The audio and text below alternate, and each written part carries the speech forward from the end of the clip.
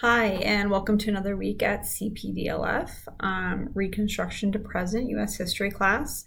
This week we're going to march on with Reconstruction. We're going to complete units 2.3, 2.4, 2.5, and 2.6.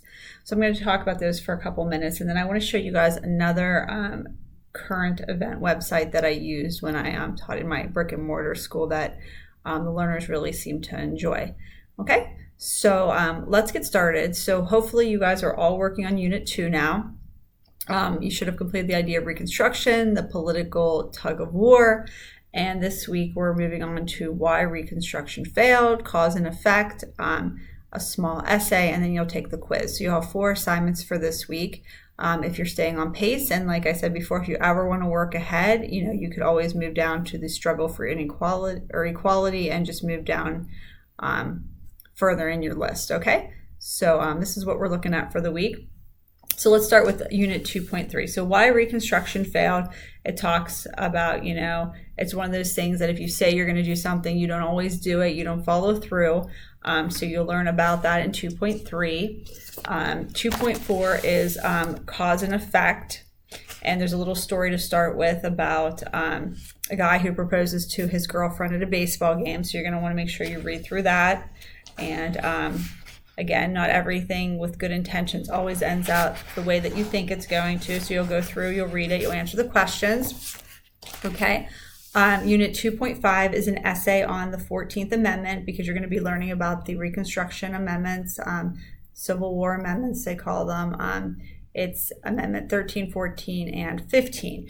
And the 14th is huge because they consider it an equal protection clause. It helps people remain with equality. Okay, in your essay, the directions say, considering your research in the government's goal of checks and balances, write a 300 to 400 word explanatory essay that explains how the system of checks and balances is achieved through judicial application of the 14th Amendment's Equal Protection Clause. So you'll learn all about the 14th Amendment, you'll learn about checks and balances, and you'll go through. So it says, use details from the Supreme Court's case you've researched to clarify your explanation, then go on to explain how the 14th Amendment has applied to your own life, and where have you received equal protection under the law, either in school or work, and conclude your essay with thoughts on the importance of checks and balances and the 14th Amendment. Now that might sound a little bit much right now, but as you go through the lesson, you could be taking notes on, what are checks and balances? What's the 14th Amendment exactly? How does it apply to my life? So, and then you'll go through and you can do your essay, okay? And then the last assignment for this week is a quiz on Reconstruction. It's Unit 2.6.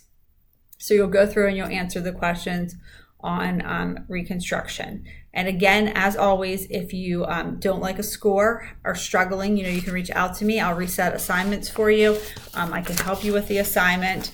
But obviously we want to get as high a score as we possibly can. Okay, so that's the goal for this week then. And let me show you guys this website here. So when I was teaching at Tussey Mountain for many years, I would show the CNN news that we talked about last week. CNN 10 used to be CNN Student News. And then I would also sometimes bring in the eye opener from CBS News. You can find it right here. A lot of times it's just right along the side here. But it's Your World in 90 Seconds, and the learners loved it. It usually gave an update on, the most current events, and they sometimes throw in some comedy from the night before from one of the comedians.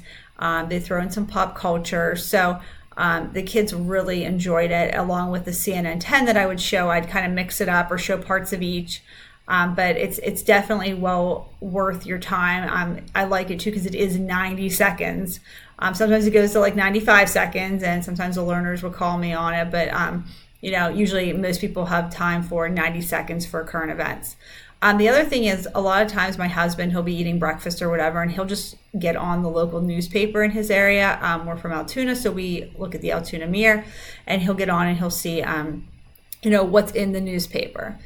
So, if you can get on your computer or, your smartphone or whatever you have available, you can get on and kind of look at the current events in your area by looking at the local newspaper. So these are just ways for you to gain some current events.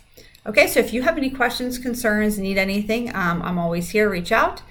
Make sure you are doing the questions that accompany the launches so that you're getting credit for attendance, for your grade, for all that good stuff. Okay, have a wonderful week. Bye.